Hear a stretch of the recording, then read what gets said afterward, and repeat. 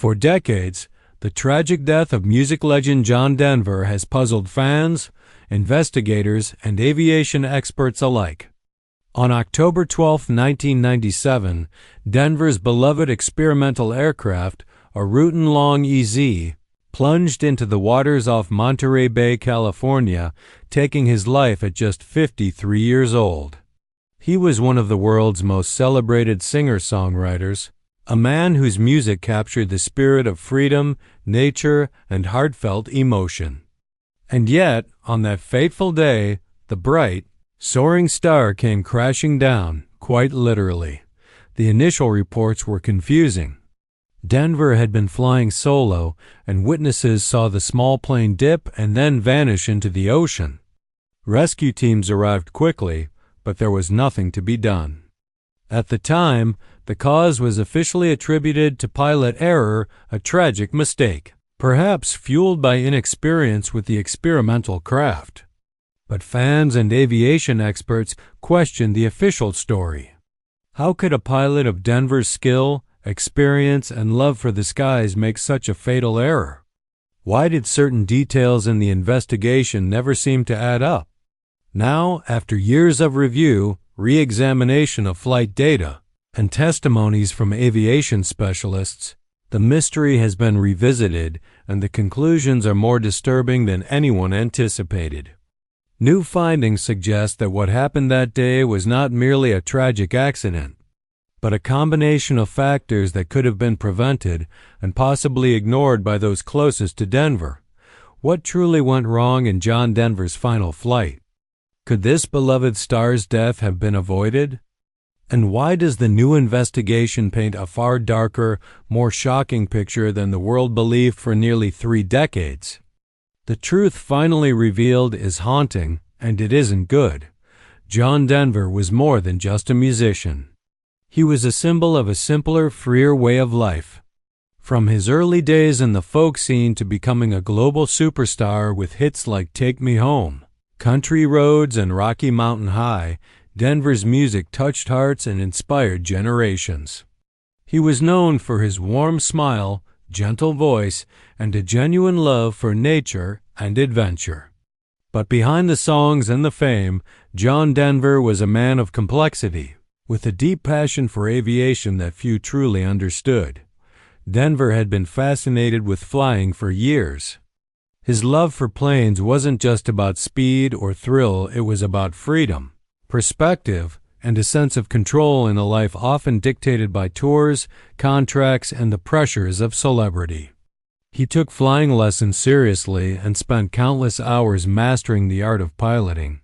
Friends and family noted that his aviation hobby was more than recreation, it was a sanctuary, a place where he felt truly himself. In 1997, Denver was piloting his home-built experimental aircraft, a Rutan-Long EZ. Over the waters off Monterey Bay, the plane was a marvel of engineering. Lightweight and highly maneuverable, but it demanded skill, precision, and intimate knowledge to operate safely. On the morning of October 12th, witnesses recall seeing the aircraft dip unusually low, performing what appeared to be routine maneuvers. But soon, it vanished from sight, and moments later, the devastating crash occurred. Initial reports were quick to suggest pilot error. Denver had taken the controls solo, and the Long EZ was known for certain handling quirks that could easily overwhelm even experienced pilots. Yet, aviation experts, fans, and family members questioned the official narrative. How could a man of Denver's experience, who had logged thousands of hours in the sky, make such a critical mistake? And why did some key details in the investigation seem inconsistent or overlooked? What started as a tragic accident became a mystery layered with unanswered questions. Friends say Denver had expressed concerns about the aircraft's design, particularly regarding fuel tank placement and cockpit access. Others noted that modifications he had made to the plane were not standard and could introduce unexpected risks. For a pilot who prided himself on attention to detail, The crash was both shocking and unfathomable. As investigators combed the wreckage, recovered fragments of the aircraft, and studied witness accounts, a picture emerged that suggested the final flight was more than a simple mishap. Layers of miscalculations, oversight, and possibly avoidable mistakes contributed to a chain of events that would cost John Denver his life. And as the world mourned, questions lingered, questions that would remain unanswered until decades later, when new insights would finally shed light on what really happened that day. Immediately after, John Denver's plane plunged into Monterey Bay. Authorities launched a detailed investigation, but answers were elusive. The wreckage was scattered across the water, complicating recovery and analysis. The National Transportation Safety Board, NTSB, initially reported that pilot error was the primary cause, citing Denver's inability to properly operate the aircraft's fuel system. Yet even this explanation left unanswered questions, especially for those who knew Denver as a meticulous, safety-conscious pilot. Friends, family, and aviation experts were quick to challenge aspects of the official findings. They noted that Denver had flown thousands of hours and had been deeply familiar with the unique quirks of the Rutan Long-EZ. For him to make a critical error in such a plane seemed improbable. Questions arose. Was there a mechanical failure? Had someone tampered with the aircraft? Or had Denver encountered a sudden, uncontrollable situation? The investigation seemed to raise more questions than it answered, adding to the complexity were conflicting eyewitness accounts. Some saw the aircraft dip unnaturally close to the water's surface, while others reported seeing sudden jerks or swings in the plane's trajectory.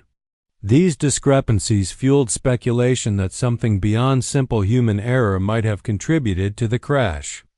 Witnesses recalled that the fuel system controls were awkwardly positioned, requiring intricate steps to switch tanks and maintain engine function, a task that even minor stress or distraction could compromise. Moreover, technical analysis of the wreckage revealed troubling findings. Investigators found indications that the fuel selector valve may have been difficult to operate under pressure, and that the plane's design made rapid corrections challenging, especially for an older pilot managing complex maneuvers. Although Denver was skilled, these limitations could have combined with stress, fatigue, or momentary distraction to create a fatal chain of events. For years, aviation enthusiasts and Denver's fans debated what truly happened. Some argued that the crash was entirely avoidable, while others believed it was an unfortunate accident compounded by experimental design. Friends of Denver recalled his intense focus and careful habits, making it hard to accept the idea of a simple mistake. But as more witnesses came forward and experts reanalyzed evidence decades later, the story grew darker. It became clear that John Denver's final flight was not just a tragic accident. It involved a series of preventable risks, poor design choices, and overlooked details that, if handled differently, could have saved one of the world's most beloved artists. Decades after John Denver's tragic death, new insights into the crash began to emerge, challenging the original narrative and revealing a far more complex story than anyone had imagined. While the initial investigation focused primarily on pilot error, subsequent analysis and testimony from aviation experts suggested that a combination of hidden factors contributed to the fatal outcome.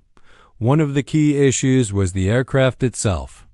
The Rutan Long-EZ was an experimental, home-built plane, prized for its sleek design and maneuverability but notoriously demanding to fly.